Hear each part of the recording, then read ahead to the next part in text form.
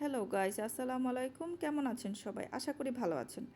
আমি আজকে রোস্ট রান্না করেছি। প্রথমে দিয়ে দিবেন দুইটা মুরগি, তারপর লবণ, মরিচের গুঁড়া দিয়ে দিবেন, তারপর ভালো মতো মেখে নেবেন যেন মাংসের ভিতরে মশলাগুলো ঢোকে। তারপরে রেখে কতক্ষণ রেস্টে রেখে দিবেন। তারপরে দিয়ে দিবেন ফ্রাই প্যানে তেল দিয়ে তেলটা গরম করে একটু লবণ ছিটা দিবেন, না হলে তেল ছিটা আসে অনেক। এই মাংস ভাজতে নিলে অবস্থা খারাপ হয়ে যায়। তারপরে মুরগিগুলো দিয়ে দিবেন, দিয়ে কতক্ষণ ভেজে নেবেন, উল্টাপাল্টা করে লাল কালার করে ভেজে নেবেন।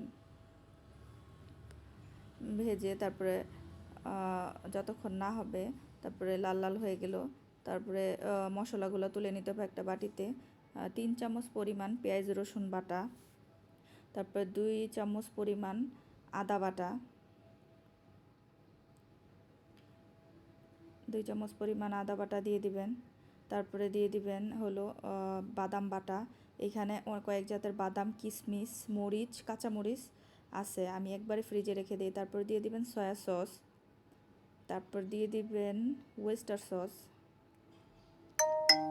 সসগুলা দিলে মজা হয়, রোস্টটা অনেক, গ্রেভিটা অনেক মজা হয়।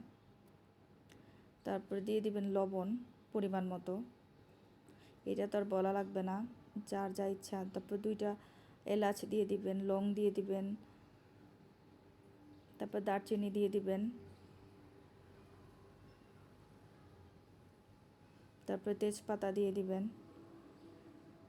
তারপরে এটা আমার মশলার নামটা মনে নাই, এটার গ্রানটা অনেক সুন্দর, এটা চুলে দেয় এবং খাওয়াও যায় অনেক সুন্দর গ্রানটা। এটা আমি ডেলি শপ থেকে কিনে আনছিলাম। তারপর দিয়ে দিবেন টমেটো সস, তারপরে মরিচের গুঁড়া দিয়ে দিবেন ঝালের জন্য। তারপরে এটা হলো ধনিয়ার কালারটা আর কি একটু হলুদ আসছে, ধনিয়া দিয়ে দিবেন। তারপরে একটু গুঁড়া দুধ দিয়ে দিবেন। আমি লিকুইড দুধটা পছন্দ করি না, তাই গুঁড়া দুধটাই দিয়ে দিই। তারপর লেবু চিপে দিয়ে দিবেন, তাহলে সুন্দর একটা আলাদা ফ্লেভার আসবে রোস্টের মধ্যে, গ্রানটা অনেক সুন্দর হয়। তারপরে মশলাগুলা, তারপর টক দই দিয়ে দিবেন। টক দই দিয়ে সুন্দর করে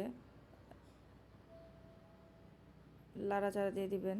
তারপরে একটু চিনি দিয়ে দিবেন, চিনি দিলে এটার টেস্টটা আরও বাড়বে। চিনি ছাড়া রোস্ট মজা লাগে না, রোস্টের টেস্টই আসে চিনি থেকে, চিনিটা দিলে অনেক ভালো লাগে খেতে রোস্ট।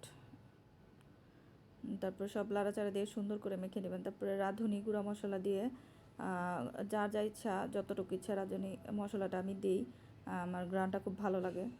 তারপর একটি ফ্রাই প্যান বসিয়ে দিবেন, যে মুরগি ভাজার তেলটা ওইটা দিয়ে দিবেন সুন্দর করে গাইস। তারপরে দিয়ে দিবেন হলো পেঁয়াজ, তারপরে মশলা যে বানায় রাখছিলাম ওইটা দিয়ে মশলাটা কষাইতে হবে। মশলাটা কষায় তারপরে দিয়ে দিবেন একটু গোলমরিচটা দিলে গ্রানটা সুন্দর হয়। আমি প্রথমে দিতে মনে নেই, পরে দিলাম। হ্যাঁ, ভুনার মধ্যে মানে যখন মশলাটা কষায় নিছি তখন দিয়ে দিছি। তারপরে ভেজে রাখা মুরগিটা দিয়ে দিবেন, দিয়ে ভালো মতো নাড়াচাড়া দিয়ে মশলা যেন ঢোকে মুরগির ভিতরে। তারপর পানি দিয়ে দিবেন, পানি দিয়ে একটু কষাবেন, কষায়া